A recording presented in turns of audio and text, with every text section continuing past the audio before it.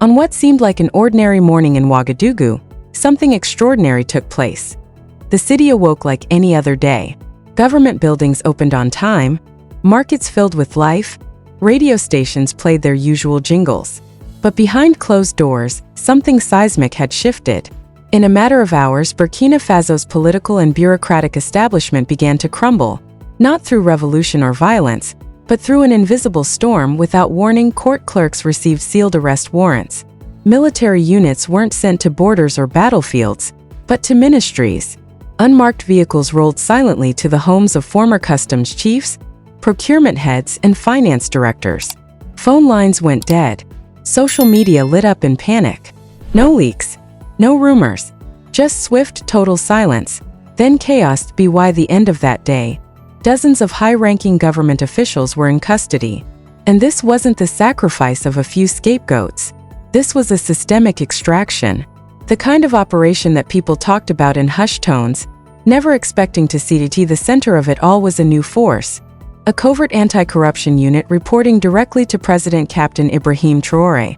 Not a bloated commission full of red tape. A strike team, armed with forensic accountants, legal experts, and access to records most had thought were buried forever.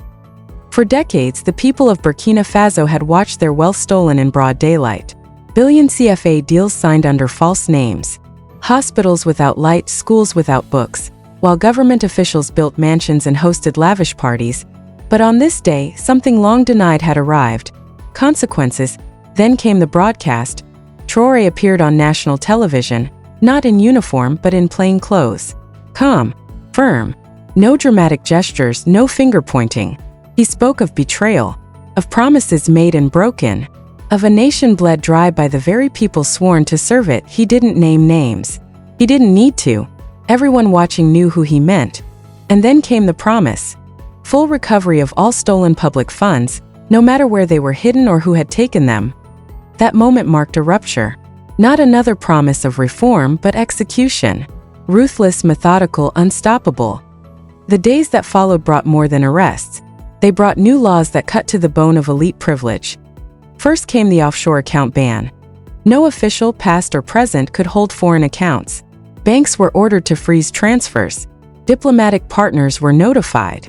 Silence or non-cooperation would be treated as complicity.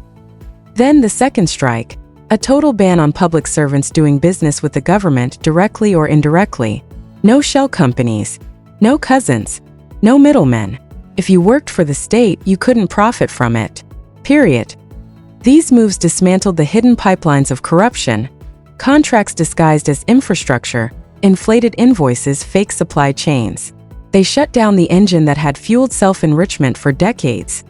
The third law? A personal reckoning. All government officials had to declare their assets publicly, not in private filings but in broadcasts.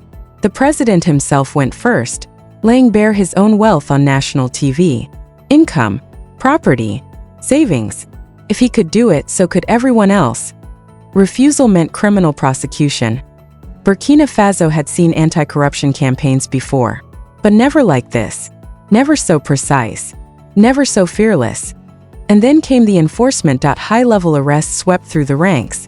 Top generals, former ministers, presidential advisors, even relatives of former presidents. Courtrooms became arenas. Evidence wasn't speculative, it was surgical. Documents, bank trails, fake contracts, testimony backed by hard data. One official, a former procurement chief, was found to have funneled 1.2 billion CFA into foreign real estate.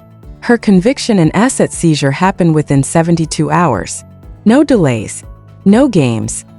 Another case uncovered bags of state cash, hidden under a customs official's floorboards. Not dollars or euros, Burkina Faso's own currency, stolen from its citizens. These were not performances. These were prosecutions with real muscle. But this wasn't just about looking backward.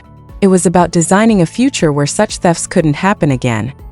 New watchdog units were deployed inside every major ministry, teams of auditors who reported directly to the presidency.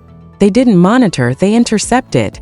They didn't request, they enforced. A new anonymous hotline allowed civil servants to report corruption with full protection. A culture of fear flipped sides. Now the corrupt were the ones whispering, hiding, and watching their backs, and yet, with all this, one question remained. What about the money already gone? Justice was one thing. Recovery was another. And so a new war began, the war for restitution. Traoré launched a secret task force of forensic investigators, financial analysts, and international legal consultants. Their mission to find and reclaim the stolen wealth of the Burkinabe people, wherever it had been buried. They traced trails from school budgets in Fata to luxury condos in France, from fake medical imports to shopping sprees in Dubai, from ghost companies in Abidjan to shell accounts in Geneva. Deals were cut with nations outside the Western banking sphere: Turkey, the UAE, Russia, parts of Asia. Agreements were made without condescension, just cooperation. And the results? Real. A €600,000 account linked to a former agriculture minister was frozen in Luxembourg. A $2 million transfer was intercepted in Morocco. Dozens of properties across West Africa were seized. Every recovery was logged in a public registry. The people could track the stolen wealth, how much was returned from where, and where it was going now. Monthly reports detailed how the money was spent: schools built, hospitals equipped, roads paved. This wasn't just accountability, it was restoration. But while foreign banks tried to stall, Traoré had one more mission: to reclaim not just stolen money, but stolen ownership. And that meant turning inward, to the land beneath their feet. Burkina Faso is rich in gold, yet its people have remained poor.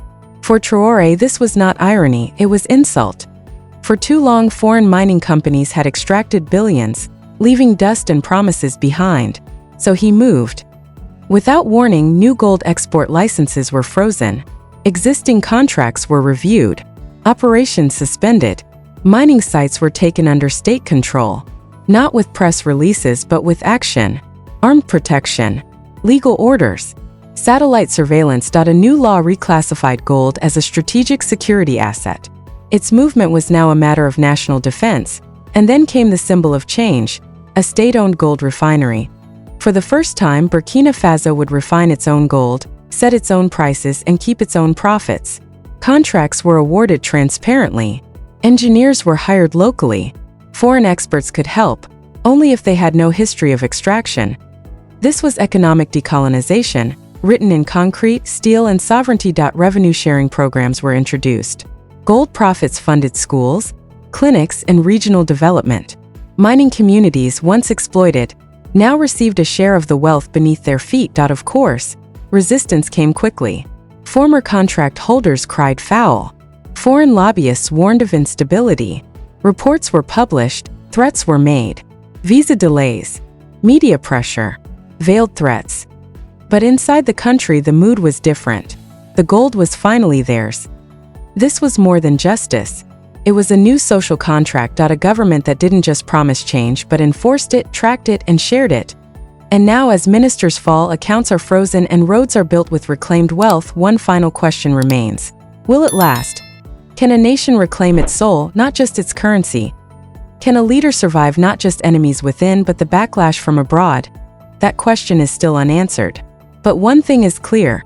For the first time in living memory, the people of Burkina Faso aren't just watching history happen, they're living it.